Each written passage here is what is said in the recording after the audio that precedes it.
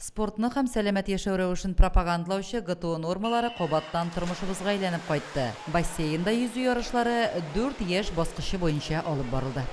Бүгенге көндә безнең бу ярышта 20 укучы катнаша. Беренче белгәнегезчә ГТО нормативы ул ступеньләргә бүленгән. Беренче ступеньгә 8 яшьлекләр, аннан соң 9-10 яшьлекләр, икенче ступень. Шулай итеп 4-нче ступеньгә чаклы безнең бүгенге ярышта укучылар тапшыралар ГТО нормативларын. Бу ярышларда нормативны бер генә бала тапшыра алмады. 2 укучы көмеш, 4-се бронза, калганнары алтын күкрәк билгесенә ия булдылар. Мөслим гимназиясе, Михайловка һәм Улы Чакмак мәктәпләре, спорт мәктәбе укучылары бәйгедә аеруча активлык күрсәтте. Җиңүчеләргә район ГТО үзәгенең мактау грамоталары һәм медальләре тапшырылды.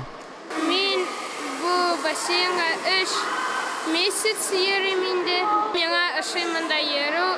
Бассейнга уже 3 елдан артыграк йөрим. Бүген җиңәсе килә. Миңа йөзәргә бик ошый. Йөзәргә яратам. Минем тренер алмасады.